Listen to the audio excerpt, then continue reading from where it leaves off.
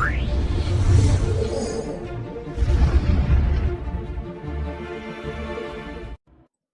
Hello hello hello hello hello hello hello hello hello hello hello hello hello hello hello, क्या हाल चाल, क्या हाल चाल, क्या हाल चाल। ऑडियो एंड वीडियो क्लियर है तो प्लीज एक बार थम्स अप कर दीजिए। Hello hello hello hello hello, good evening, good morning, good morning, good morning. Audio and video clear है तो प्लीज एक बार थम्स अप कर दीजिए। हेलो हेलो हेलो, आप सभी बच्चों को एमआर का बहुत बहुत नमस्कार। क्या हाल चाल, क्या हाल चाल, क्या हाल चाल। ऑडियो एंड वीडियो क्लियर है तो प्लीज एक बार थम्स अप कर दीजिए। अरे यार, नहाने चला गया था इसलिए दिक्कत हो गई थी थोड़ी सी, थोड़ा लेट हो गया। नहीं नहाने धोहा के आता हूँ मैं, नहा धोआ के क्रीम पाउडर शैम्पू लगा के। मैं थोड़ी तरह थोड़ी ना है मुंह उठा के बैगन जैसे शक्ल लेके आगे क्लास में, ऐसा नहीं होता भाई। तेल वेल लगा के बढ़िया एकदम बाल चपेट के और क्रीम पाउडर लगा के आता हूँ मैं। Yes. Hello hello hello hello hello, audio video clear है क्या? चलिए, आज ऐसा नहीं लग रहा कि बहुत बहुत अरसों बाद मिल रहे हैं हम लोग, अरसों बाद मिल रहे हैं, ऐसा नहीं लग रहा है, ऐसा नहीं लग रहा कि अरसों बाद मिल रहे हैं हम लोग, बरसों बाद मिल रहे हैं। ठीक है, सबसे पहली बात, ये फर्स्ट टेस्ट था। फर्स्ट टेस्ट में आपके कितने नंबर आए ये मैटर नहीं करता, मैटर ये करता है कि क्या जो सवाल थे वो हमने पहले पढ़े थे कि नहीं, ये एनालिसिस करिए। और जो गलत हुआ है, क्या वैसा सवाल तुमने पहले किए थे फिर भी गलत हो रहा है, तो उस पोर्शन को प्रैक्टिस करिए। अगर कोई ऐसा सिली मिस्टेक्स हो रहा है तो अपने सिली मिस्टेक्स के पैटर्न को पकड़िए और उस पर काम करिए। तुम्हें लग रहा है कि यार पढ़ा तो था, रिवीजन की थोड़ी प्रैक्टिस रह गई या कैलकुलेशन में रफ्तार इतना नहीं बढ़ रहा, तो और दुगनी मेहनत करिए। भाई ऐसा नहीं है कि जिसके इस टेस्ट में 600 650 नंबर आएंगे उसी का सिलेक्शन होगा। इस टेस्ट में जिसके 300 नंबर भी होंगे उसका भी सिलेक्शन हो सकता है, बशर्ते वो अपने कमजोरियों पे, अपने वीकनेस पे काम करे। बस इतना सा है। देखो, अगर आपकी रफ्तार कम हो रही है, कैलकुलेशन मिस्टेक हो रहा है, सवाल समझ नहीं आया कैसे करना है, तो हर चीज का कुछ ना कुछ रीजन होगा। रीजन फाइंड आउट करिए और उस पर काम करिए, काम करिएगा चीजें सॉल्व होगा, रोइएगा चीजें सॉल्व नहीं होगा। तो आपको क्या करना है, आपको एनालिसिस करना है आगे की कैसे कैसे चीजें हमें अप्रोच करनी है। ठीक है, चलिए चलिए। तो आज है वेक्टर का लेक्चर नंबर 4। ठीक है भाई, आज क्या है, वेक्टर का लेक्चर नंबर 4। आइए, सभी लोगों का बहुत बहुत स्वागत है वेक्टर के लेक्चर नंबर 4 में। आज वेक्टर के लेक्चर नंबर 4 में हम क्या पढ़ने वाले हैं वो भी आपको बता दे फटाफट। तो आज वेक्टर के लेक्चर नंबर 4 में आज जो हमारा गोल है वो है triangle law of vector addition. Today's goal is triangle law of vector addition, triangle law of vector addition. अब triangle law of vector addition में सुनिएगा ध्यान से, triangle law of vector addition में हमने थोड़ा सा पढ़ा था कि पहला वेक्टर ड्रॉ करते हैं, फिर वहां से दूसरा शुरू करते हैं, जहां पे दूसरा खत्म होता है उसी पॉइंट को पहले के टेल से मिला देते हैं। देखो, ट्रायंगल ऑफ वेक्टर एडिशन में एक इंपॉर्टेंट बात जो तुम्हें ध्यान रखनी है वो ये है, ट्रायंगल ऑफ वेक्टर एडिशन में एक इंपॉर्टेंट बात जो तुम्हें ध्यान रखनी है वो ये है कि एंगल निकालने के लिए दो वेक्टर का और दो वेक्टर को जोड़ने के लिए अलग अलग कंसेप्ट और अलग अलग तरीका यूज किया जाता है। क्या यूज किया जाता है? अलग अलग कंसेप्ट और अलग अलग तरीका। अब ये तुम्हारा मास्टर बॉक्स है, इसको हमेशा ध्यान रखेंगे हम लोग। क्या है ये? एंगल निकालने, देखो एंगल निकालने के लिए टेल टू टेल मिलाओ या और लिखा और हेड टू हेड को एक साथ रखो, टेल टू टेल या हेड टू हेड को एक साथ रखो, दो वेक्टर के बीच में स्मॉलर एंगल आ जाएगा। वेक्टर ऐड करने के लिए फर्स्ट के हेड से सेकंड का टेल स्टार्ट करो, फर्स्ट के हेड से सेकंड का टेल स्टार्ट करो, मतलब वेक्टर के बीच में एंगल निकालना है तो बड़े आराम से आप उसके टेल टू टेल मिलाइए, हेड टू हेड मिलाइए, एंगल बिटवीन द वेक्टर्स आ जाएगा। जैसे देखिए, मान लीजिए कोई ये वेक्टर है ए, यहां से कोई वेक्टर बनाया मैंने बी, इन दोनों का टेल टू टेल मिल रहा है, ये एंगल है थीटा। आप बोलेंगे theta is angle between vector, theta is angle between vector, चलेगा चलेगा। अब दोनों चीज को बच्चा मिक्स कर देता है, कह रहा है सर आपने बोला था टेल से टेल मिलाने के लिए, हाँ टेल से टेल मिलाओ जब वेक्टर को ऐड करना हो, टेल टू टेल मिलाओ जब दो वेक्टर को ऐड करना हो, टेल टू टेल मिलाओ जब दो वेक्टर को ऐड करना हो।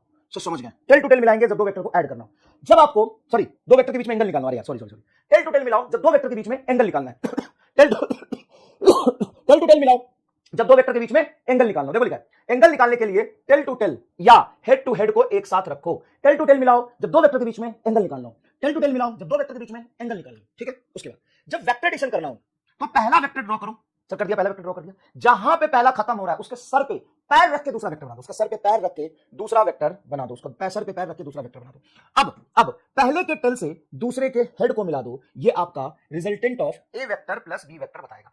क्या पहले का टेल और दूसरे का टेल मिला है? नहीं, बी का टेल है लेकिन एक हेड है। क्या दोनों का हेड मिला है? नहीं, हेड नहीं मिला है। तो ट्रायंगल लॉ के लिए, ट्रायंगल लॉ के लिए जब हम दो वेक्टर को ऐड करते हैं तो पहला वेक्टर का हेड सर जहां खत्म होता है वहीं से कौन सा वेक्टर शुरू करते हैं? दूसरा, और पहले के टेल से दूसरे को हेड को मिला देते हैं, ये triangle law of vector addition हो जाता है। इसको लिखिए फटाफट, इसको लिखिए फटाफट, तुरंत से पहले इसको लिखिए फटाफट, तुरंत से पहले कि एंगल निकालने के लिए टेल टू टेल या हेड टू हेड को एक साथ रखते हैं, वेक्टर ऐड करने के लिए फर्स्ट के हेड को सेकंड के टेल से स्टार्ट करते हैं, फर्स्ट के हेड से सेकंड के टेल को स्टार्ट करते हैं। एंगल निकालने के लिए तो दोनों टेल टू टेल मिलेगा, लेकिन ट्रायंगल ऑफ वेक्टर एडिशन के लिए पहला जहां खत्म होता है वहीं से दूसरा शुरू करते हैं। तीन वेक्टर है तो तीसरा खत्म हो रहा है वहां से चौथा शुरू करो, है ना? एकदम एकदम एकदम सीक्वेंस में चलते, पहला खत्म हुआ दूसरा शुरू करो, तीसरा खत्म हुआ चौथा शुरू करो, चौथा खत्म हुआ पांचवा शुरू करो, पांचवा खत्म हुआ छठा शुरू करो, है ना? एक खत्म होते ही दूसरा शुरू करो, दूसरे खत्म होते तीसरा शुरू करो, तीसरे खत्म होते चौथा शुरू करो, चौथे खत्म होते पांचवा शुरू करो। तो कितने वेक्टर? अगर बहुत सारे वेक्टर हो तो फिर फर्स्ट के हेड से लास्ट के टेल को मिला दो, फर्स्ट के टेल से लास्ट के हेड को मिला दो, फर्स्ट के टेल से लास्ट के हेड को मिला दो। क्लियर है क्या? क्लियर है क्या? क्लियर है क्या? देखो इसको, थोड़ा सा पैर में पेन है यार, वो पता नहीं कैसे कुछ यूरिक एसिड शायद बढ़ जाता है, तो उसकी वजह से जो यूरिक एसिड के क्रिस्टल होते हैं पैर के जॉइंट्स में जमा हो जाते हैं। चलिए क्लियर है क्या? देख लीजिए, एंगल निकालने के लिए टेल को टेल, हेड को हेड के साथ जोड़ेंगे, वेक्टर को ऐड करने के लिए फर्स्ट के हेड को सेकंड के टेल के साथ जोड़ेंगे। क्लियर है क्या ये बात? क्लियर है क्या ये बात? चलिए आगे एक जोरदार चीज पढ़ेंगे। क्या? मान लो कि मैं लिखता हूं बेटा ए वेक्टर प्लस बी वेक्टर, और मान लो एक और वेक्टर है सी वेक्टर, इन तीनों को ऐड किया, पहले ए रखा, फिर बी रखा, फिर सी रखा। अब मान लो मैं बोलूं कि नहीं पहले मैं बी को ऐड करूंगा सी के साथ और फिर ए को ऐड करूंगा, इन तीनों को ऐड किया। नहीं ऐसे नहीं, पहले सी को ऐड करूंगा ए के साथ, सॉरी इक्वल, पहले सी को ऐड करूंगा ए के साथ, फिर उसमें बी ऐड करूंगा। अरे नहीं ऐसे नहीं, पहले मैं सी को ऐड करूंगा, फिर बी को ऐड करूंगा, फिर ए को ऐड करूंगा। क्या ये तीनों सेम आएंगे? This is true relation, this is correct और दिस इज फॉल्स। भाई ऐसे थोड़ी ना होता है, ए को बी और ए और बी और सी तीनों को जोड़ रहा हूं, तो तूने ए को जोड़ा बी के साथ, बी को जोड़ा सी के साथ, कुछ रिजल्ट आएगा ए प्लस बी प्लस सी का। तो ए प्लस बी प्लस सी का जो रिजल्ट आएगा, क्या उतना ही रिजल्ट आएगा अगर मैं बी प्लस सी प्लस ए कर दूं? क्या उतना ही रिजल्ट आएगा अगर मैं सी प्लस ए प्लस बी कर दूं? क्या उतना ही रिजल्ट आएगा अगर मैं सी प्लस बी प्लस ए करूं? सी प्लस ए प्लस बी और ये सी प्लस बी प्लस ए, क्या उतना ही रिजल्ट आएगा? क्या ये वाला इसके बराबर होगा? क्या ये इसके बराबर होगा? क्या ये इसके बराबर होगा? क्या ऐसा है क्या रिलेशन? ये ट्रू होंगे क्या? 45 सेकंड 30 सेकंड का टाइम है, फटाफट बताइए, सही होंगे क्या?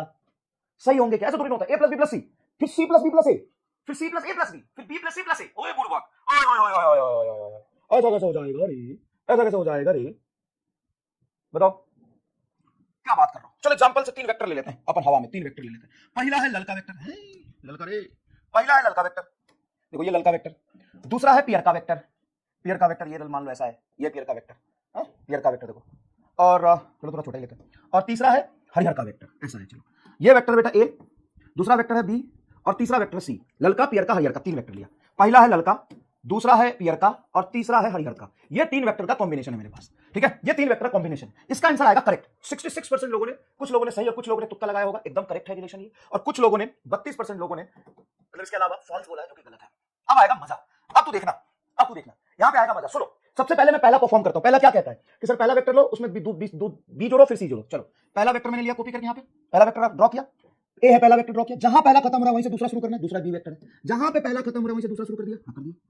जहां पे दूसरा खत्म हो रहा है वहां से तीसरा शुरू करूंगा, लो ये तीसरा है, तीसरा शुरू कर दिया। अब इन तीनों का रिजल्टेंट कैसे निकालेंगे? जहां पहला खत्म हुआ से दूसरा बनाए, जहां दूसरा खत्म हुआ से तीसरा बनाए, पहले के टेल से तीसरे के हेड को मिला देंगे, इन तीनों का रिजल्टेंट वेक्टर आएगा।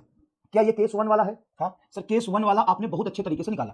पहले को ड्रॉ किया सर, उसके बाद पहला जहां खत्म हो रहा है दूसरा बनाया, दूसरा जहां पे खत्म हो रहा है तीसरा बनाया, मजा आ गया सर जी। अब देखो इसको ड्रॉ करते हैं। पहले लेते हैं बी वेक्टर, ओके, पहले लिया हमने बी वेक्टर, सुनिएगा ध्यान से, पहले लिया हमने बी वेक्टर। देखो ये बी वेक्टर रखा, हाँ सर बी वेक्टर रखा आपने, देखो ये बी वेक्टर है।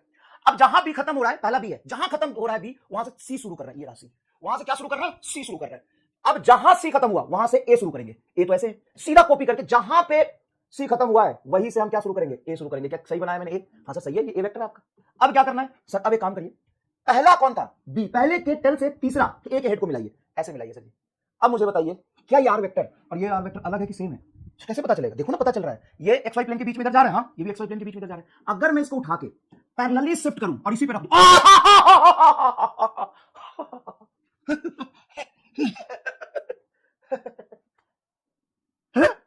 इसको अगर उठा के मैं यहां पे धीरे धीरे धीरे धीरे धीरे धीरे इस पे रख दूं, सर मजा आ गया। ये केस 2, ये केस 2। अब क्या कर रहे हैं? केस 3, ये देख सी वेक्टर है, हाँ सर सी वेक्टर। लाओ जरा सी सुन लिया, सी लिया, सबसे पहले सी बनाया, सबसे पहले सी बनाया, सी है, सबसे पहले सी बनाया, सी बनाया। उसके बाद सी के बाद ए है सर जी, ए है, ए लाओ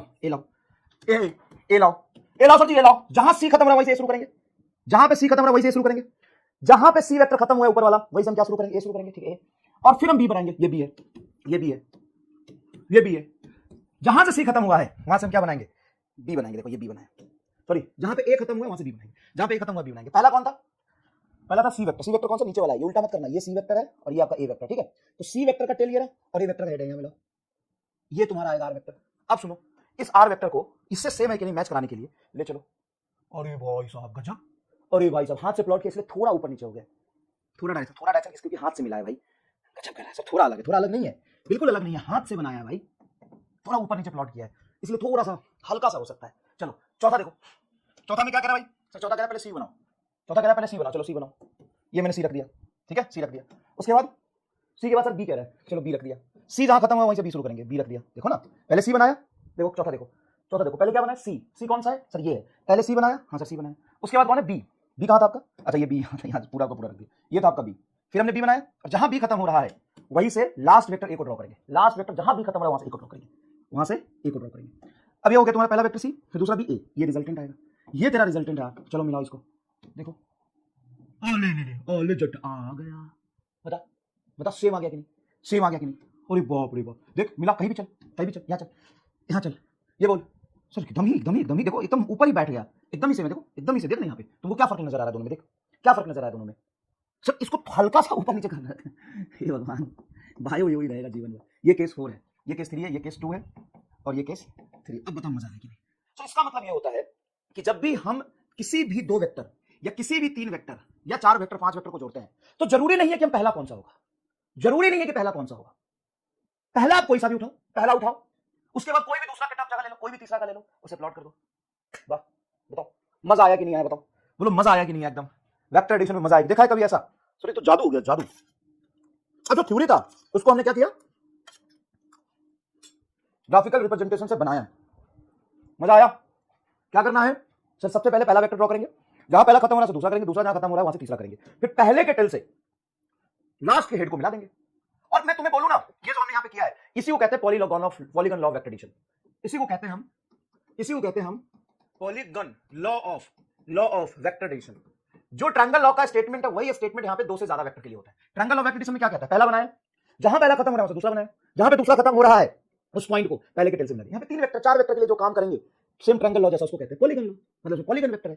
क्लियर है क्या, लिखा इसको, चलो इसको लिख लिया क्या आपने, क्या आपने लिख लिया इसको, जल्दी बताइए, पहले तो देखा होगा। अच्छा जब मैं समझा रहा हूं ना एकदम डीप कंसेप्ट तब थोड़ा रुक जाया करो और फिर टाइम दे देता हूं लिखने का, तब लिख लिया करो।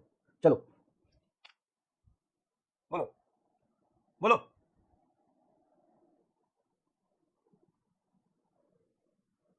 मजा आया, मजा आया।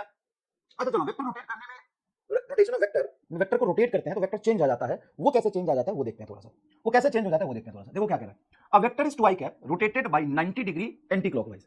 एक वेक्टर है जो है 2i cap, a vector is 2i cap rotated by 90 degree anti clockwise direction, then new vector will be, तो नया वेक्टर क्या होगा, option A 2j cap, option B -2j cap, option C 2i cap, option D -2i cap। अब खुद सोच के बताओ कि कोई एक वेक्टर है मेरे पास, ये इसकी वैल्यू है 2, मतलब लेंथ 2 के बराबर होगा और direction i axis i cap की तरफ है, मतलब x एक्सिस की तरफ है, डायरेक्शन की तरफ x एक्सिस की तरफ है। अब इसी वेक्टर को 90 डिग्री एंटी क्लॉकवाइज रोटेट करना है। अब जब हम इस वेक्टर को 90 डिग्री एंटी क्लॉकवाइज रोटेट करेंगे तो नया वेक्टर क्या होगा बताओ, है ना, नया वेक्टर क्या होगा बताओ। होमवर्क कराऊंगा भाई, मैं कहीं नहीं जा रहा, यही हूं मैं, तूने किया होमवर्क अच्छी बात है, पढ़ाने दे थोड़ा। क्या होगा बताओ, सोचो सर, एक वेक्टर है जो कि है 2 इंटू आई के, मतलब डायरेक्शन आई की तरफ, हाँ ठीक है, डायरेक्शन आई की तरफ, ये वेक्टर हमारा, ये वेक्टर है हमारा, इसकी डायरेक्शन की तरफ आई की तरफ। अब इसको 90 डिग्री हम किधर घुमा रहे हैं, एंटी क्लॉक घुमाएंगे तो ऐसे घुमाएंगे, ये 1 एंटी क्लॉक रोटेशन, ये 1 एंटी क्लॉक रोटेशन, हाँ देखो ऐसे वेक्टर, अगर तुम क्लॉकवाइज घुमाओ तो ऐसे जाएगा, और अगर तुम एंटी क्लॉकवाइज घुमाओगे तो ऐसे जाएगा, ऐसे एंटी क्लॉकवाइज ऐसे जाएगा। मतलब नया वेक्टर जब तुम घुमाओगे तो लेंथ तो चेंज हुआ नहीं, तो मैग्नीट्यूड तो ही रहेगा, लेकिन घुमाने से प्लस 90 डिग्री, प्लस मतलब एंटी क्लॉक घुमाने से इसका डायरेक्शन ऊपर की तरफ नहीं चला गया, हाँ तो मैग्नीट्यूड सेम रहेगा और डायरेक्शन 90 डिग्री से घूम जाएगा। पहला आंसर बन रहा है, कितने लोगों ने सोचा है देखते हैं, सिर्फ 77% लोग सोच पाए, बाकी क्या करें 12%, 6% करें, 12% कह रहे हैं -2j कैप होगा। कैसे भाई, क्लॉक एंटी क्लॉक आपको समझ नहीं आता, ये क्या लिखा है, anti clock, anti clock, anti clock. तो इस 77% को छोड़ के बाकी के जितने भी 23% जनता है अपने आप को चप्पल समर्पित करेंगे, अपने आप को क्या करेंगे, चप्पल समर्पित करेंगे। यहां पर एक बॉक्स बना के लिख लीजिए, इन rotation of vector, in rotation of vector. जब वेक्टर को रोटेट कर रहे हो, वेक्टर को रोटेट कर रहे हो तो उससे लेंथ तो चेंज होना नहीं है, magnitude remain same, magnitude remain same and direction changes, direction changes. Magnitude उसका चेंज होगा नहीं, घुमाओगे तो क्या चेंज हो जाएगा, डायरेक्शन चेंज हो जाएगा बस। क्या चेंज हो जाएगा, डायरेक्शन चेंज हो जाएगा। तो अगर हम इसको 80 डिग्री से घुमा देंगे तो देखो बेटा 80 डिग्री, सॉरी 180 डिग्री से घुमा देंगे, 180 डिग्री से घुमा देंगे तो यहां से आके पीछे चला जाएगा, तब तेरा आंसर होता है डी। 180 डिग्री से घुमा देते तो चप्पल मारो। और नीट की कसम है, जितने लोगों ने 23% लोगों ने गलत किया है ना, चप्पल तो कहीं ना कहीं तुम्हारे घर में होगा, नहीं है तो लाओ, नहीं लाइब्रेरी में बैठो तो भाग के जाओ बाहर, तो चप्पल लाओ मारो और यहाँ बैठो, मजाक नहीं है, नीट की कसम है, तुम्हें हालत खराब होता जा रहा है तुम्हारा, भग से सवाल देख के कुछ भी तुक्का लगाना है, सिली मिस्टेक हुआ है तो सजा दे अपने आप को, अभी सिली मिस्टेक हो रहा है कर दिया और वही एग्जाम में नंबर नहीं आया, कैसे आएगा नंबर जब ढंग से सवाल नहीं पढ़ोगे तो, कैसे आएगा नंबर जब ढंग से सवाल नहीं पढ़ोगे तो। क्लियर है क्या, अब इस सवाल में क्या करना है आपको, ऑप्शन नहीं लिखना है, ठीक है, आपको लिखना vector 2i rotated bye 90 degree anti clock, the new vector will be, ये डायग्राम बनाना है और ये लिखना है नया वेक्टर 2j कैप हो जाएगा, बस इतना लिखना है, नया वेक्टर 2j कैप हो जाएगा बस। चलो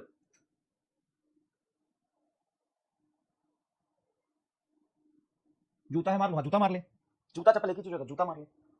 नहीं मारेंगे सर, एक कैसे नहीं मारेंगे सर, मत मार, कोई बात नहीं, कोई बात नहीं, मत मार, चलेगा चलेगा।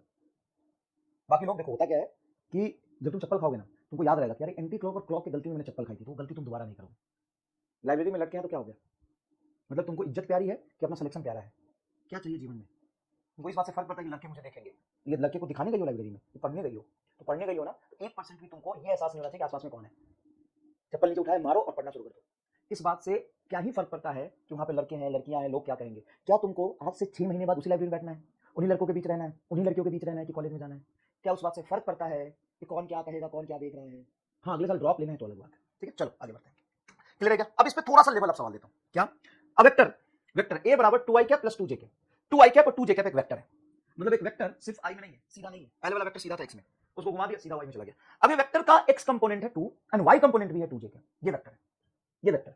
Now rotated bye 45 degree anti clock, अब 45 डिग्री एंटी क्लॉक घुमाया है, the new vector will be, तो नया वेक्टर क्या होगा ये बताओ, नया वेक्टर क्या होगा ये बताओ। अच्छा सवाल है बेटा, ध्यान से सुनिएगा, अच्छा सवाल है, ध्यान से सुनिएगा। आपको क्या करना है, आपको क्या करना है, पहले ए वेक्टर को ड्रॉ करना है। ए वेक्टर क्या है, 2i cap plus 2j cap, मतलब 2i कैप है इसका x मैग्नीट्यूड और y में मैग्नीट्यूड है इसका 2j कैप। तो असली में आपका जो वेक्टर बनेगा 2i कैप x एक्सिस में 2i कैप y में 2j कैप, तो ये वेक्टर बनेगा आपका। तो ये ए वेक्टर है, ये भी 2, ये भी 2, बेस भी 2, परपेंडिकुलर भी 2, तो क्या ये 45 डिग्री एंगल हो जाएगा? वैसे भी इस वेक्टर का x एक्सिस एंगल बताओ कितना होगा sir? Angle from x axis, angle from x axis निकालने के लिए आप क्या करते हैं सर? आप tan थीटा से भी निकाल सकते हैं। tan थीटा हो जाएगा परपेंडिकुलर बटा बेस, ये आ गया 1, तो थीटा आ गया आपका 45 डिग्री, ठीक है सर, थीटा 45 डिग्री आ गया। तो ए वेक्टर यहाँ पे सीधा नहीं मिला है, क्या मिला है? टेढ़ा मिला है। और इस ए वेक्टर की जो मैग्नीट्यूड है वो कितनी है सर? देखो 2i कैप 2j कैप, तो रूट अंडर x के कंपोनेंट का होल स्क्वायर प्लस y के कंपोनेंट का होल स्क्वायर, ये होगा 2 का स्क्वायर 4, 2 का स्क्वायर 4, 4 4 8, रूट 8, रूट 8 को लिख सकते हो 4 गुना 2 मतलब 2 रूट 2, रूट 8 को लिख सकते हो 2 रूट 2। तो ए वेक्टर का मैग्नीट्यूड है 2 रूट 2 और x एक्सिस से 45 डिग्री पर। अब आपने क्या किया, ये वेक्टर एग्जैक्टली, ये वेक्टर एग्जैक्टली इसको आपने किया कॉपी, देखो ये वेक्टर किया कॉपी है ना, कॉपी करके साइड में बना लिया ताकि हमें विजुअलाइज आसानी से हो जाए। अब ये वेक्टर का मैग्नीट्यूड है 2 रूट 2, इस वेक्टर का मैग्नीट्यूड है 2 रूट 2 और इसका एंगल है 45 डिग्री है। हाँ, इस वेक्टर को हम 45 डिग्री घुमाने वाले हैं, ये एंगल 45 डिग्री है और इस ए वेक्टर का मैग्नीट्यूड है तुमने निकाल लिया है, वो है 2 रूट 2। अब इसी वेक्टर को आप 45 डिग्री ऊपर ले जाओगे, तो पहले से x एक्सिस से 45 पर था और 45 ऊपर ले जाओगे तो कितना एंगल हो जाएगा सर? इसका एंगल वैसे तो अब हो जाएगा 90 डिग्री, हाँ, तो y एक्सिस के लॉन्ग आ गया और वेक्टर का मैग्नीट्यूड 2 रूट 2 हो गया। तो न्यू वेक्टर जो आपका बना उसका मैग्नीट्यूड तो सेम ही रहेगा और 45 से पहले x एक्सिस पे था, अब और 45 जाएगा तो वर्टिकल हो जाएगा, मतलब j कैप, ये बनेगा आपका न्यू वेक्टर। पहले वाला वेक्टर कितना था? पहले वाला वेक्टर था 2i cap plus 2j cap, पहले वाला वेक्टर था। अब नया वाला वेक्टर क्या बना है? नया वाला वेक्टर बना 2 root 2j cap, 2 root 2j cap. समझ में आया ये चीज? अब इसमें कोई परेशानी है तो बताओ, ये अच्छा सवाल है सर। वेक्टर तो xy प्लेन में था, x में 2 y में 2, अब सिर्फ y नहीं बचा। हाँ बेटा पहले टेढ़ा था वेक्टर, ऐसे था, ये था वेक्टर, यहां से x एक्सिस से 45 पर, अब 45 डिग्री ऐसे घुमाया तो सीधा ऊपर चला गया ना, तो इसका डायरेक्शन ऊपर चला गया, एकदम डायरेक्शन कहां चला गया? ऊपर चला गया। आपको क्या बताया था, आपको क्या बताया था? इन rotation of vector, in rotation of vector magnitude remain same, तो जो a का मैग्नीट्यूड है वो उतना ही रहेगा। जितने लोगों को समझ में आया कमेंट बॉक्स में आग लगा दो। जो a का मैग्नीट्यूड है वो उतना ही रहेगा और उसकी जो डायरेक्शन होगी वो चेंज होगी। Magnitude remain same, direction will change. अभी बताओ इसका मैग्नीट्यूड कितना? 2 रूट 2, ये x एक्सिस से 45 डिग्री पर। अब 45 और घुमाओगे तो x से 45 पर था और 45 और घुमाओगे तो सीधा ही चला जाएगा ना y एक्सिस के लॉन्ग, और y एक्सिस के लॉन्ग मैग्नीट्यूड क्या हो जाएगा? 2 रूट 2, सिंपल है। मैग्नीट्यूड क्या हो जाएगा? 2 रूट 2, सिंपल है। इधर देखो, in a given diagram find angle between the vectors. एक डायग्राम मैंने बनाया तुम्हारे सामने, ये बेटा ए वेक्टर, ध्यान से देखो, येलो कलर वाला क्या है? ए वेक्टर, ब्लू कलर वाला क्या है? बी वेक्टर, और ये है तुम्हारा सी वेक्टर। सबसे पहले ट्रायंगल लॉ से रिलेशन लिखो, right relation using triangle law, using triangle law. यही पे लास्ट लेक्चर में तुमको छोड़ा था, हाँ, और जहां पे लास्ट लेक्चर में छोड़ा था उसी पर बेस तो ये सवाल कराया बेटा, उसी पर बेस तो ये सवाल कराया तुम्हें कि पहला ड्रॉ करो, पहला जहां खत्म हुआ से दूसरा करो, दूसरा जहां पे खत्म हुआ है वहां से तीसरा करो, और पहले के टेल से तीसरे के हेड को मिला, वही तो बनाया ये पहले जहां क्लास खत्म किया था। अब सुनो मजा आएगा। अब सबसे पहले ये डायग्राम गिवन है, ये गिवन है डायग्राम, ए वेक्टर यहां खत्म हो रहा है, ये बी वेक्टर और ये सी वेक्टर। तो right relation using triangle law, triangle law से इसके बीच में रिलेशन लिखो ए और बी में। तो तुमको कहां से क्या शुरू बोला था मैंने कि जहां पे 2 हेड मिल रहा है वहां से शुरू कभी मत करना भाई, शुरू हेड से थोड़ी ना होता है। क्या तुम्हें ये बताया था कि जहां 2 हेड मिल रहे हो वहां से ट्रायंगल लॉ लिखना शुरू कभी मत करना? अगर हाँ तो कमेंट बॉक्स में यस लिखो। सर यस आपने बताया था, क्यों? अरे जहां 2 हेड मिल रहा है वहां से शुरू कैसे करोगे? अरे हाँ सर 2 हेड मिल रहा है वहां से शुरू नहीं करेंगे, कहां से शुरू करेंगे सर? यहां से शुरू करें, यहां से शुरू कर सकते हो, ये ले सकते हो बी, लेकिन बी जैसे तुम यहां तक लिखे तो इसके बाद दूसरा शुरू होना चाहिए, तो दूसरा यहां खत्म हो रहा है, ये भी नहीं ले सकते, तो यहां से चलो पहले लिखो तुम ए वेक्टर। सर लिख लिया ए वेक्टर, ए वेक्टर तुम्हारा ये देखो ए वेक्टर, ए जहां खत्म हो रहा है वहीं से बी शुरू हो रहा है, चलो बढ़िया बी शुरू हो रहा है, और जहां भी खत्म हुआ है उस पॉइंट को ए के टेल से बी के हेड को मिला है, तो इसी का तो रिजल्टेंट का लॉ तो यही होता है कि पहले के टेल से बी के हेड को मिला दो, हेड को मिला दो। तो पहले ए के टेल से बी के हेड को मिला, बी का हेड है ये सी, तुम्हारा वेक्टर आ गया, सही तो है? ये तुम्हारा ए वेक्टर प्लस बी वेक्टर बराबर सी वेक्टर बनेगा। क्या इतना समझ में आया? हाँ। अब तुम एंगल लिखने जाओगे तो पहला वेक्टर ए ड्रॉ किया मैंने, हाँ, दूसरा पहला वेक्टर ए ड्रॉ किया और ये बी ड्रॉ किया। क्या ये ए और बी के बीच में एंगल 60 डिग्री सही है? Angle between A and B बताओ, angle between A vector and B vector बताओ सही है?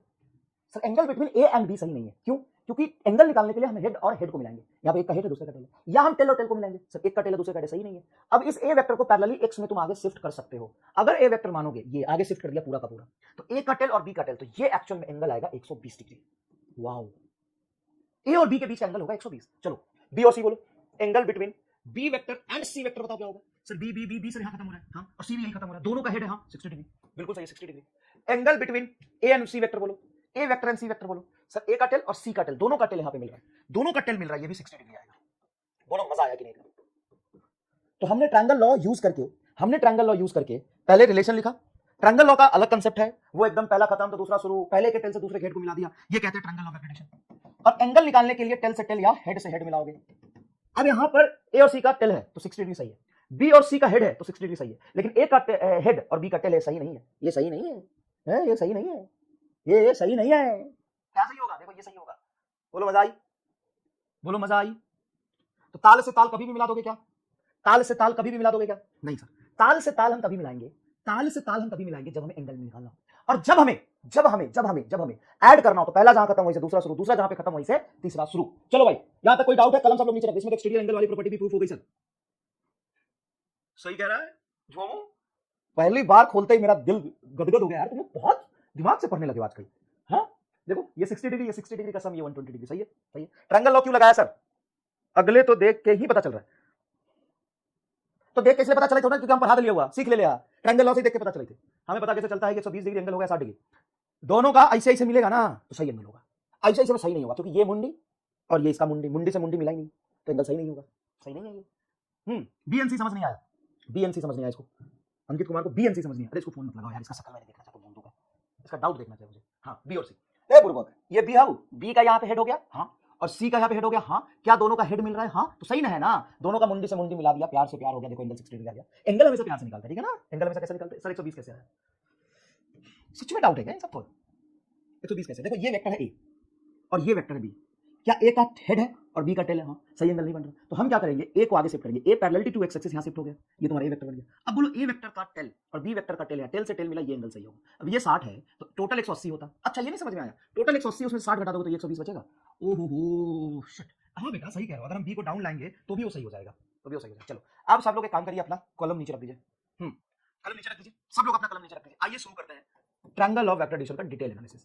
Triangle law of vector addition, column नीचे रख दीजिए, कोई नहीं लिखेगा, तो टॉपिक लिख लेते हैं खाली, लिख ले ट्रायंगल ऑफ वेक्टर, लिख ले टॉपिक, टॉपिक लिख ले, टॉपिक लिख ले, टॉपिक लिख लेते हैं, लिख ले ट्रायंगल ऑफ वेक्टर्स, लिख ले टॉपिक, लिख ले टॉपिक, लिख ले। अब सुन, इस टॉपिक का असली में कोई काम ही नहीं है सर। कैसे कैसे सर? क्योंकि यहां पे भी जलवा तो पाइथागोरस चर्चा करेंगे, पाइथागोरस, गुस्सा मत करना चाचा, पाइथागोरस लॉ ही यूज होगा, पाइथागोरस थ्योरम भी लाइक जलवा है हमारा। कैसे? ट्रायंगल ऑफ एडिशन का असली में माई बाप पाइथागोरस थ्योरम ही है। ट्रायंगल ऑफ एडिशन जैसा कोई चीज होता ही नहीं है बे, तो फर्जी चीजें हैं, ऐसे करो फिर ऐसे कर दो, बाय जाए खत्म हो रहा है, बी शुरू करो, फिर एक टेल से बी के हेड को मिला दो, रिजल्टेंट हो जाएगा। इसके अलावा पाइथागोरस थ्योरम का लो बॉयस, अचानक से लो बॉयस हो गया ना, वाह बेटे मजा आ गई, देखो तुरंत से कैसे लो बॉयस हुआ है, कहां से प्लान करके आते बेटा। चलो पाइथागोरस लॉ ही यहां पर क्या होगा, यूज होगा। पाइथागोरस का स्पेलिंग गलत है क्या? अचानक से देखो लो बॉयस हो गया, वाह बेटा एकदम तुम सुंदर बच्चे, एकदम कहां से इतना डिटेल में एनालिसिस करते हो।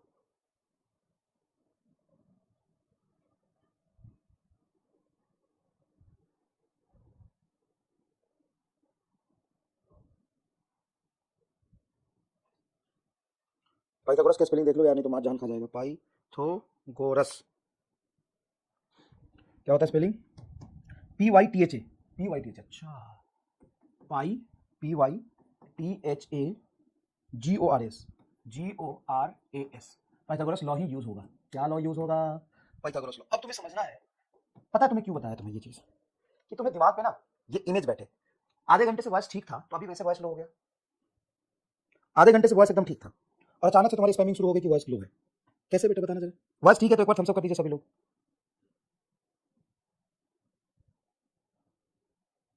टाइम तुम 10 मिनट मेरा खराब कर दिया इसमें,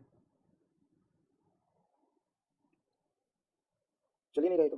GORAS, पाइथागोरस लॉ ही यूज होगा। क्या लॉ यूज होगा? Pythagoras law. अब तुम्हें समझना है, वॉइस एकदम सही है, चल फिर भी थोड़ा बढ़वा देता हूं मैं।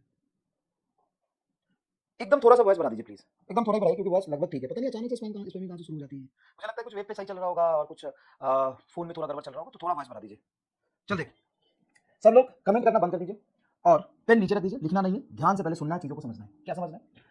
तो ट्रायंगल ऑफ एडिशन में असल में पाइथागोरस लॉ ही यूज होगा। यहाँ पे लॉ तो पाइथागोरस नहीं है। जैसे तुमने कंपोनेंट लिया था, तो कंपोनेंट में क्या होता था कि मेन वेक्टर का बेस और परपेंडिकुलर देखते थे, तो असली में सारा खेला ना यहाँ भी कंपोनेंट और मैग्नीट्यूड का है और पाइथागोरस थ्योरम का है। तुमको थोड़ा भी अलग नहीं लगेगा, तुमको लगेगा कि ट्रायंगल लॉ के नाम पे हमको बेवकूफ बनाया गया है। ध्यान से देखना, ये है तुम्हारा वेक्टर ए, ध्यान से देखो, ये है वेक्टर ए और ये है कोई वेक्टर आपका बी, ये है कोई वेक्टर आपका बी, और इन दोनों का टेल मिल रहा है, इसलिए ये एंगल जो भी डिफाइन करेंगे वो इनका एंगल हो जाएगा, angle between A and B. Angle between A vector and B vector, diagram में जो थीटा दिख रहा है वो सही है क्या? हाँ सर सही है। और वी वेक्टर को वेक्टर फॉर्म में लिखेंगे, देखो डायरेक्शन आगे की तरफ है। अगर मैं इसका मैग्नीट्यूड लिखूं ए वेक्टर का, तो क्या इसको डायरेक्टली ए लिख सकते हैं? ये हो जाएगा मैग्नीट्यूड ऑफ ए। क्या हो जाएगा? ये मैग्नीट्यूड ऑफ ए वेक्टर। अगर मैं वी वेक्टर का मैग्नीट्यूड लूं तो डायरेक्टली बी लिखूंगा, ये हो जाएगा magnitude of B, magnitude of B vector. और जब हम इनको जोड़ेंगे A vector plus B vector, इसका कुछ रिजल्टेंट आएगा आर वेक्टर। ये R is the resultant of A and B, resultant of A vector plus V vector का रिजल्टेंट मैं आर वेक्टर से रिप्रेजेंट करूंगा। अगर मैंने ए वेक्टर और बी वेक्टर को ऐड करके बाहर से मॉड ले लिया, मतलब मैं आर वेक्टर का मॉड ले रहा हूं, जिसको मैं सिर्फ आर से लिखूंगा, ये होगा magnitude of resultant, magnitude of resultant, resultant of A vector and B vector. A vector plus B vector का रिजल्टेंट का मैग्नीट्यूड है यार। आर वेक्टर क्या होगा? A vector plus B vector दोनों को वेक्टर को ऐड करके निकाला गया। क्या ये सारी बातें आपको समझ में आ रही है? अब अगर मैं यहां से लिखूं, कि ए वेक्टर ए प्लस बी बराबर आर, क्या ये सही है? क्या मैं यहां से रिप्रेजेंट कर रहा हूं A vector plus B vector बराबर आर वेक्टर लिख रहा हूं? हाँ। ए वेक्टर का मैग्नीट्यूड सर ए है, बी वेक्टर का मैग्नीट्यूड बी है, आर वेक्टर का मैग्नीट्यूड आर है, तो क्या मैं लिख सकता हूं ए प्लस बी बराबर R? No, this is a big no. क्योंकि जब हम A vector plus B vector को डायरेक्शन के साथ ऐड करते हैं तब जाकर रिजल्टेंट आर वेक्टर मिलता है। ये तो है ए के मैग्नीट्यूड और बी के मैग्नीट्यूड का सम, ये बिना डायरेक्शन के सिर्फ मैग्नीट्यूड का हम सम लिख रहे हैं। बाप रे, ये कह रहा है। जब ये सही है तो फिर इसको लिखने की क्या जरूरत है? डंडा डंडा कितना लगा है? ये एक पर्टिकुलर केस में आ सकता है, तुम लिख सकते हो अगर एंगल 0 होगा तो एक अलग केस है, लेकिन हमेशा तो सही नहीं होगा ना। ये सही नहीं है, ये सही नहीं है, डायरेक्शन के साथ जोड़ना होता है। अच्छा अच्छा अच्छा अच्छा अच्छा, समझ गए। हमें क्या करना होता है? हमें ये सारी चीजें डायरेक्शन के साथ ऐड करना होता है। ऐसे लिखना सही नहीं है, वो तो सिर्फ ए और बी के मैग्नीट्यूड का सम हो जाएगा, ए और बी के मैग्नीट्यूड का सम हो जाएगा। चलिए देखते हैं, ये ए वेक्टर बनाया हमने। हाँ सर, ये वेक्टर तो बड़ा सुंदर है, देखो ना एक्स एक्सिस के अलावा सीधा सीधा है, ए वेक्टर सीधा सीधा है। अब हमें बी वेक्टर के साथ इसको जोड़ना है, तो कैसे जोड़ेंगे? हम जहां ए वेक्टर खत्म हो रहा है वहीं से बी को शुरू करेंगे ऐड करने के लिए। तो जहां पे ए खत्म हुआ है वहीं से देखो बी वेक्टर को शुरू किया हमने, ये बी वेक्टर हो गया।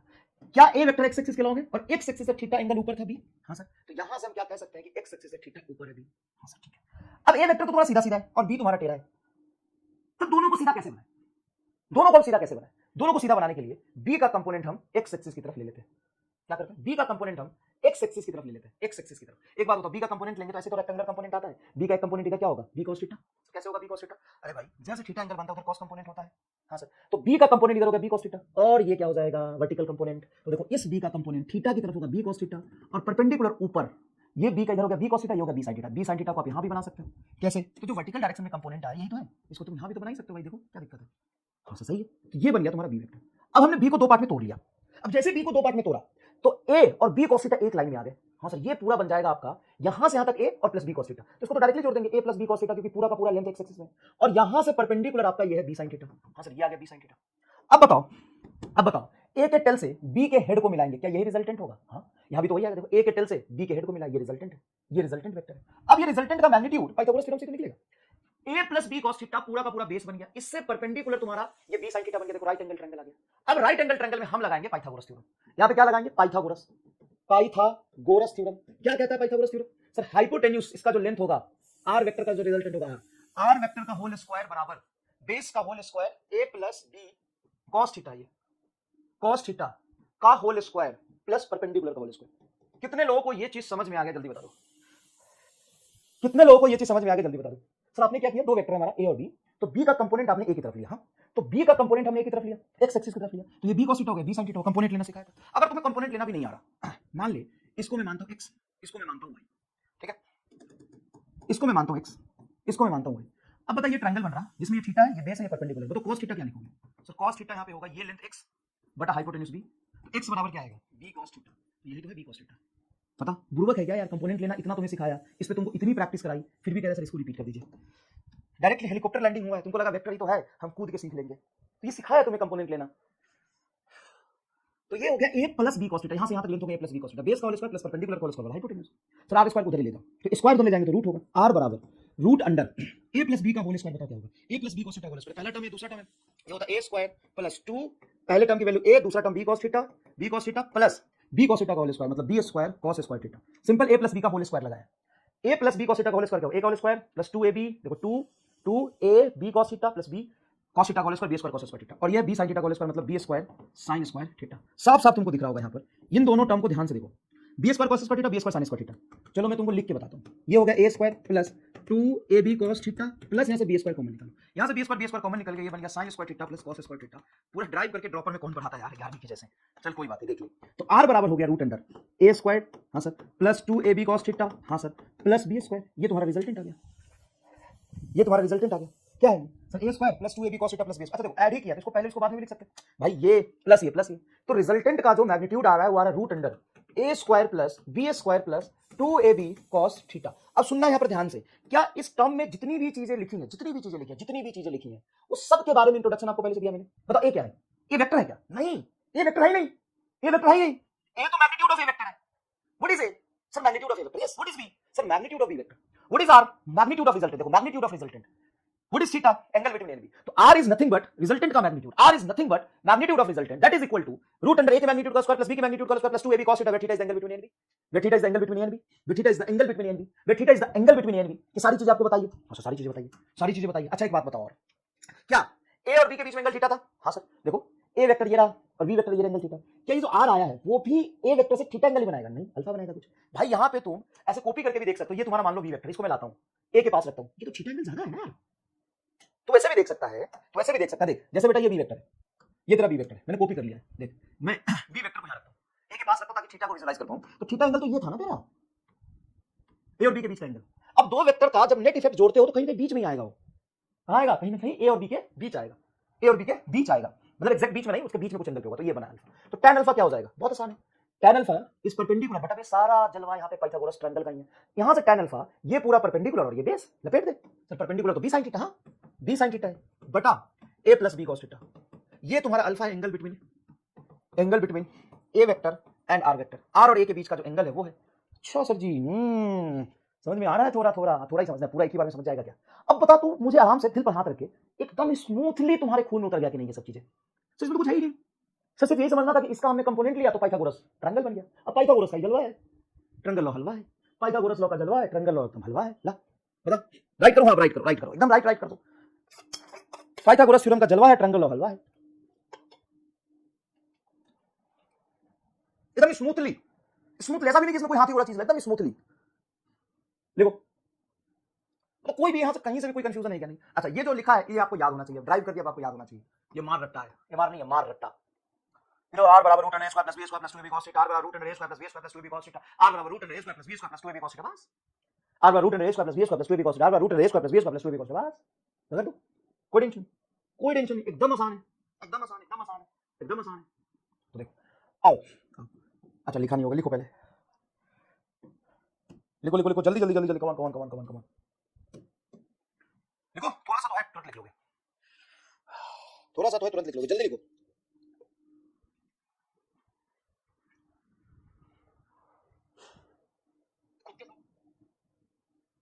अरे, अब आवाज ठीक है?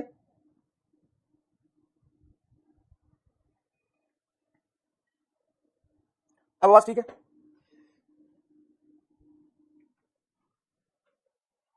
डाउट है? एक दो डाउट बता लेता हूं तब तक, बता। इसमें डाउट है sir, theta means angle between vector A and B है ना?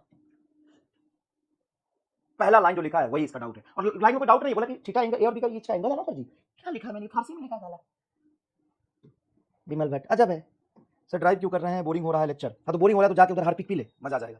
tan अल्फा वाला समझ नहीं आया, परपेंडिकुलर बेस समझ नहीं आता तो ट्रिग्नोमेट्री पर tan अल्फा कैसे लिया, समझ नहीं रहेगा। ये एंगल अल्फा है, माना ये कि रिजल्टेंट और ए के बीच का एंगल अल्फा है, तो tan अल्फा होगा परपेंडिकुलर पर बेस।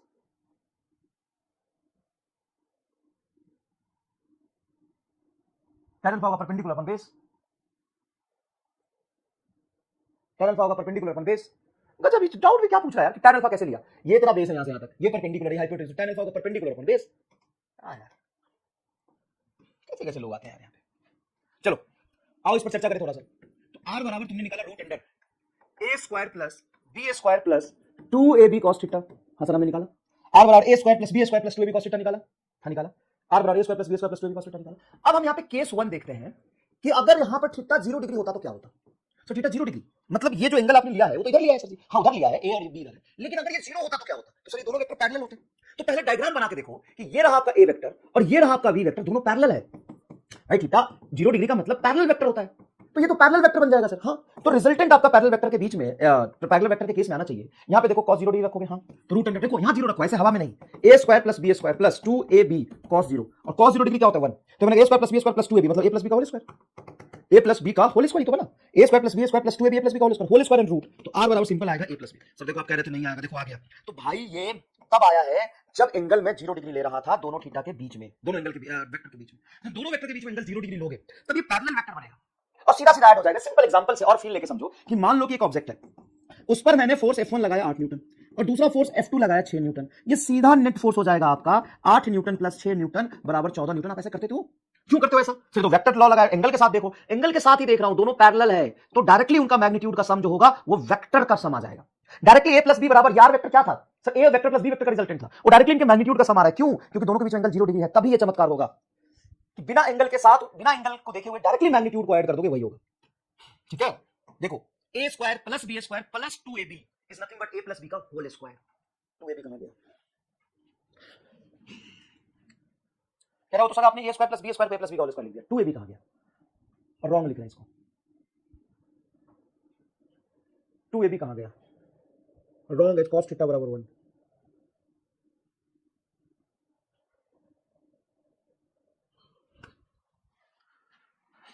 सर ये तब होगा जब cos 90 आएगा। देख भाई, थीटा में क्या रखा सर, ये रिजल्टेंट है, थीटा में 0, cos 0 क्या होता है 1, तो ये बना आपका root under a square plus B square plus 2ab, और a square plus B square plus 2ab होता है root under a plus B का whole square. a square plus B square plus 2ab को हमने लिखा a प्लस बी का whole square. कैसे? a plus B का होल स्क्वायर बोलो तो होता है a square plus B square plus 2ab, ये आता है तुम्हारा a प्लस बी का होल स्क्वायर। तो हमने cos 0 को 1 रखा, तो ये बना a square plus B square plus 2ab, root as it is है, a square plus B square plus 2ab को लिखा a प्लस बी का whole square, a plus B का होल स्क्वायर रूट कैंसिल होकर आ जाएगा आपका a प्लस बी, ये रिजल्टेंट आया। अब कह रहा है सॉरी सर ध्यान नहीं दिया, सुन बुरा मत मानना, और ठीक है मैं बोलने वाला कौन होता हूँ, लेकिन जो तूने किया है ना इसका कोई माफी नहीं है, और ये 6ठी क्लास के बच्चे नहीं करते हैं। अगर तुमने ये किया है रॉन्ग लिखा है तो 10 चप्पल अपने आप को खुद मार, नीट की कसम है, तुम्हें नीट की कसम है, 10 चप्पल अपने आप को खुद मार, नीट की कसम है, जितने लोगों ने रॉन्ग लिखा है नीट की कसम है, तुम्हें 4 बार रिपीट कर रहा हूं, 10 चप्पल उठा के खुद को मार। साले ये तुमको नहीं पता, और तुम कह रहे हो a square plus B square, तुम ये कह रहे हो a square plus B square बराबर a प्लस बी का होल स्क्वायर हो गया, ये 2ab कहां गया? इतनी शर्म नहीं है, 6ठी क्लास की गलती कर रहे हो और साले सॉरी बोल रहे हो, सॉरी नहीं, 10 चप्पल खुद को मारो। चलिए नेक्स्ट देखते हैं। हे भगवान, भगवान प्लीज भगवान, देखो थीटा 60 डिग्री अगर है तो क्या होगा? अगर थीटा 60 डिग्री है तो r बराबर होगा रूट अंडर, और पता इसमें भी ज्ञान देंगे सर, बच्चा ये गलती हो सकता है, उस पर से स्टैंडिंग भी चेक नहीं किया अपना कंसेप्ट। 6ठी क्लास का बच्चा जानता है a प्लस बी का होल स्क्वायर, 6ठी क्लास का बच्चा जानता है a प्लस बी का होल स्क्वायर। चलिए केस 2 देखिए, a square plus B square plus 2ab, a square plus B square plus 2ab। अब यहां पे थीटा को रखेंगे हम cos 60 डिग्री, तो cos 60 डिग्री रखेंगे तो r बराबर हो जाएगा root under a square plus B square plus 2ab, cos 60 की वैल्यू थी हाफ, 2 से 2 कट गया, तो रिजल्टेंट आपका यही बनेगा a square plus B square plus ab। इसको a प्लस बी का होल स्क्वायर नहीं लिख सकता क्योंकि इसका 2 कट गया, सिर्फ इतना ही रिजल्टेंट आएगा, सिर्फ इतना ही रिजल्टेंट आएगा। नेक्स्ट देखिए case 3, case 3 if theta is equal to 90 degree, theta 90 degree रखेंगे तो यहां पर रिजल्टेंट 90 डिग्री आएगा। यहां पर मेन रिजल्टेंट का फार्मूला है जिसको अलग अलग थीटा पे रख के चेक कर रहे हैं, ये देखिए रिजल्टेंट का फार्मूला। अब थीटा 90 डिग्री पर रखेंगे तो r बराबर होगा root under a square plus B square plus 2ab cos 90, और cos 90 की जगह पे क्या आ जाएगा 0, cos 90 की जगह पे इस बार क्या आ जाएगा 0, cos 90 0 होता है, तो ये पूरा टर्म आपका हो जाएगा 0 क्योंकि cos 90 0 होता है, तो r बराबर आएगा root under a square plus B square. यार सर ये तो वैसे नहीं हो गया कि x a के मैग्नीट्यूड का होल स्क्वायर प्लस b के मैग्नीट्यूड का होल स्क्वायर का रूट, हाँ 90 डिग्री पैसे होता है। मान लीजिए कि आपका a वेक्टर है, ये आपका b वेक्टर है, तो इसका जो रिजल्टेंट आएगा ये आएगा क्या, तो कैसे आएगा ये देखो बेटा, a वेक्टर आपने प्लॉट किया, b को आप वहीं पर प्लॉट करेंगे जहां से खत्म हुआ है, लो b को प्लॉट कर दिया हमने, लो b को प्लॉट कर दिया, देखो ये b वेक्टर आ गया। अब बताओ ये b है, अब देखो ये रिजल्टेंट यहां तक जा रहा है कि नहीं जा रहा है, देखो रिजल्टेंट जा रहा है कि नहीं जा रहा है, गया कि नहीं गया? हाँ सर सही है यार, ये तो अब तुमको गलत थोड़ी ना पढ़ाऊंगा। तो देख a वेक्टर पहले ड्रॉ किया, फिर b किया, a के टेल से b के एड को मिला, देखो रिजल्टेंट, तो रिजल्टेंट कहीं ना कहीं a वेक्टर और b वेक्टर के बीच में ही आएगा, देखो a और b परपेंडिकुलर है, तो ये रिजल्टेंट आएगा जिसकी मैग्नीट्यूड ये होगी। अब हम आते हैं केस 4, जब अगर थीटा जो है वो 180 डिग्री हो जाए तो r बराबर होगा root under a square plus B square plus 2ab cos 180 degree. और ये बहुत बेसिक चीज को धीरे धीरे समझ लो, कई लोगों ने हमको सब आता है, समझ ले भाई। और सवाल इतने करा दूंगा ना, जितने सवाल कहीं भी तुमको नहीं मिलेंगे उतने सवाल करा दूंगा, पहले देख ले अच्छे से। तो रिजल्टेंट आर बराबर हो जाएगा root under A square plus B square, और cos 180 की वैल्यू थी -1, तो आएगा -2ab। अब बताइए क्या बनने वाला है, ये क्या बनेगा, A square plus B square -2b होता है, a - b का होल स्क्वायर, तो A square plus B square -2b होगा, a - b का होल स्क्वायर, और रूट पहले से था। अब ये रूट और स्क्वायर कैंसिल हो जाएगा, तो r बराबर आएगा तेरा a - b। ये एकदम मिनिमम है सर, हम तो जोड़ रहे थे ना, हाँ जोड़ रहे थे, नेट तो हमने जोड़ा ही है, लेकिन दोनों के बीच में एंगल 180 डिग्री है। जैसे मान लो ये कोई ऑब्जेक्ट है, इस पर फोर्स मैंने F1 8 न्यूटन आगे लगाया, और इस पर मैंने फोर्स F2 6 न्यूटन पीछे लगाया। हम दोनों का नेट सम ही निकाल रहे हैं, लेकिन चूंकि ये एंटी पैरेलल है एक दूसरे से, 180 डिग्री का एंगल है, तो 8 - 6 बराबर 2 न्यूटन हो जाएगा। क्या हो जाएगा, 2 न्यूटन हो जाएगा। तो कैसा ये मिनिमम रिजल्टेंट आया, यस, ये कैसा रिजल्टेंट आया, मिनिमम। तो दो वेक्टर का रिजल्टेंट, दो वेक्टर का वेक्टर एडिशन सबसे कम कब होता है, 180 डिग्री पे, और सबसे ज्यादा कम होता है 0 डिग्री। सबसे ज्यादा कब होता है 0 डिग्री, और सबसे कम कब होता है 180 डिग्री। तो सब जब हम 0 डिग्री पे ऐड कर रहे हैं, मतलब ऐसा वेक्टर है, हाँ, तो रिजल्टेंट सबसे ज्यादा। थोड़ा सा एंगल लगाएंगे रिजल्टेंट घटेगा, थोड़ा सा और एंगल बढ़ाएंगे रिजल्टेंट घटेगा। 90 डिग्री पर ये आता है, देखो 90 डिग्री पर ये आता है, root under A square plus B square, फिर एंगल बढ़ाएंगे और घटेगा, और जैसे हम ये कर दिए तो मिनिमम रिजल्ट। एक बच्चा कह रहा है 120 डिग्री पर क्या होगा सर जी, निकाल देता हूं। देखो 120 डिग्री पर क्या होगा, थीटा को 120 रख दो, यहां पे थोड़ा दिमाग लगाओ, मैंने 6 कर दिया, थोड़ा दिमाग लगाओ। cos 120 होता है -8, तो 2 से 2 कट जाएगा, ये आएगा resultant a square plus b square minus ab, simple, ये आएगा 120 डिग्री, देख लो। तो जैसे जैसे आप एंगल बढ़ाते जाओगे रिजल्टेंट क्या होता जाएगा, कम होता जाएगा। मिनिमम कब होगा 180 डिग्री पर, मैक्सिमम कब होगा 0 डिग्री पर, मिनिमम कब होगा 180 डिग्री पर। देखो देखो cos 180 की वैल्यू थी -1, तो ये देखो -2ab, a square plus b square -2ab होता है a - b का होल स्क्वायर, a - b का whole square and root cancel हो गया, तो क्या बचेगा a - b। सर इसका मतलब ये हुआ, इसका मतलब ये हो गया कि जो रिजल्टेंट की वैल्यू है a - b के बराबर होती है जब 180 डिग्री एंगल है, या इससे बड़ा होगा जब एंगल कम होगा। रिजल्टेंट सबसे मिनिमम तो यही हुआ ना, और इसकी वैल्यू कम होगी a प्लस b से, और a प्लस b के बराबर होगी जब एंगल 0 डिग्री रहेगा। तो किसी भी दो वेक्टर का सम, किसी भी दो वेक्टर का सम, अब यहां पे मजेदार बात है, मजा आएगा, किसी भी दो वेक्टर का सम क्या a - b से लेकर के a प्लस b के बराबर होता है। इसको देखो जो मैंने लिखा है, अबे क्या लिखा है, ये मैंने पांचों केस को एक केस में रख दिया है। जो ये 4-5 केस पढ़ा है हमने, जो ये 4-5 केस पढ़ा है, उसको मैंने एक में रख दिया है। देखो a - b रिजल्टेंट के बराबर कब होता है, 180 डिग्री पर मिनिमम है, और इससे बड़ा होगा 180 से एंगल कम है, तो सबसे ज्यादा कम होगा जब एंगल 0 डिग्री होगा, मैक्सिमम a प्लस b। तो r की वैल्यू a प्लस b से लेकर के a माइनस b तक होगी। इसी चीज को हम फील करते हैं और एग्जांपल के साथ, जैसे मान लो लेट a बराबर है 10 और b बराबर है 4, ये दो वेक्टर, हमें एंगल नहीं पता, तो इसकी जो मैक्सिमम वैल्यू होगी a प्लस b की, वो 10 और 4 14 होगी 0 डिग्री पर, और इसकी जो मिनिमम वैल्यू होगी a माइनस b होगी, वो होगी 10 - 4 6। मतलब इसका रिजल्टेंट 6 से कम कभी नहीं हो सकता। अगर 10 और 4 को जोड़ोगे, 10 और 4 को जोड़ोगे, तो इसकी वैल्यू जो है मिनिमम होगी 6, मिनिमम होगी 6, और मैक्सिमम होगी 14, 14 और 6 के बीच में ही लाइज करेगी। सोचो, अगर मान लो 10 और 4 0 डिग्री पे, तो 10 और 4 14, और सबसे कम कब होगा जब 180 डिग्री पे जाएगा, तो ये 10 और ये 4 तो बचेगा 6, तो 14 और 6 के बीच में रिजल्टेंट आएगा। फील आया, 14 और 6 के बीच में रिजल्टेंट आएगा। अब देखो, अगर तुम्हारा ए वेक्टर है, अगर तुम्हारा ए वेक्टर है 20, ए वेक्टर का मैग्नीट्यूड एंड बी वेक्टर का मैग्नीट्यूड है 12, तो रिजल्टेंट बताओ कहां से कहां तक जाएगा। तो इसका रिजल्टेंट जो मैक्सिमम होगा वो होगा 32, और जो मिनिमम होगा वो होगा तुम्हारा 8, वो होगा 8। मान लो ए वेक्टर है तुम्हारा 3 और बी वेक्टर का मैग्नीट्यूड है 2, तो a plus B, R maximum कितना होगा सर, आर मैक्सिमम होगा 3 2 5, और आर मिनिमम कितना होगा, आर मिनिमम होगा तुम्हारा 3 में से 2 जाएगा 1, 1 और 5 के बीच में। अब यहाँ पे मान लो ए वेक्टर का मैग्नीट्यूड है 20 सॉरी 4, और बी वेक्टर का मैग्नीट्यूड है 5। चलो अब इसका मैक्सिमम बोलो कहां तक जाएगा सर, इसका मैक्सिमम हो जाएगा 5 4 9, और इसका मिनिमम हो जाएगा 4 में से 5 जाएगा माइनस 1। ये नहीं समझ आया सर जी, एक क्यों सर जी, सर जी एक क्यों सर जी, अरे सर जी धोखा देलिस मास्टर, एक क्यों सर जी, आपने ए माइनस बी बोला था। एक बात बताओ, तुम निकाल क्या रहे हो सर, हम तो मैग्नीट्यूड निकाल रहे हैं, पहले का मैग्नीट्यूड लिया, दूसरे का भी मैग्नीट्यूड लिया, और वेक्टर में अगर वो माइनस आ गया, तो माइनस तो वेक्टर में डायरेक्शन बताता है, वेक्टर में प्लस और माइनस डायरेक्शन बताता है। एक्चुअल में ये देखो बेटा, ये क्या आ रहा है, a माइनस बी का होल स्क्वायर है, तो कभी भी ये टर्म निगेटिव नहीं होगा। मतलब मिनिमम रिजल्टेंट a बना है तो a माइनस बी बना है तो b माइनस, मतलब ये मॉड ले लो। एक बात बताओ ना, तुम a और b सबका मैग्नीट्यूड ले रहे हो, तुम मैग्नीट्यूड का सम निकाल रहे हो, तो माइनस कैसे आ जाएगा यार, तुम मॉड ले लो बस। तुम इसमें कहने का मतलब a बड़ा है तो रिजल्टेंट a की तरफ जाएगा a माइनस बी, और b बड़ा है तो रिजल्टेंट b की तरफ। मैं फील कराता हूं, देख जैसे मान ले कि ये एक ऑब्जेक्ट है, इस पे मैंने फोर्स लगाया 10 न्यूटन आगे, और इस पर फोर्स लगाया मैंने 5 न्यूटन पीछे, तो तुम क्या बोलोगे, इसका रिजल्टेंट बताओ क्या होगा सर, 10 आगे 5 नीचे, तो सर आगे की तरफ 5 बचेगा। हाँ, अब मान लो पीछे 15 आगे 10, बोले ये 15 है, हाँ ये 10 है, हाँ तो पीछे 5 बचेगा, तो मैग्नीट्यूड हम निकाल रहे हैं ना। अब वैसे भी हम आर को क्या बोल रहे थे आपको, पहले डायग्राम में देखो आर को क्या बोला था, what is R, magnitude of the resultant. तो मैग्नीट्यूड डायरेक्शन थोड़ी ना बताएगा चाचा मोहन डायरेक्शन थोड़ी ना बताएगा, बता। अच्छा, तो अगर ए और बी वेक्टर का मैग्नीट्यूड 10 और 4 है, तो इसका मिनिमम वैल्यू 14 से 6 तक होगा। हाँ सर, 20 और 12 है तो 32 से 8 तक होगा, 3 और 2 है तो 5 से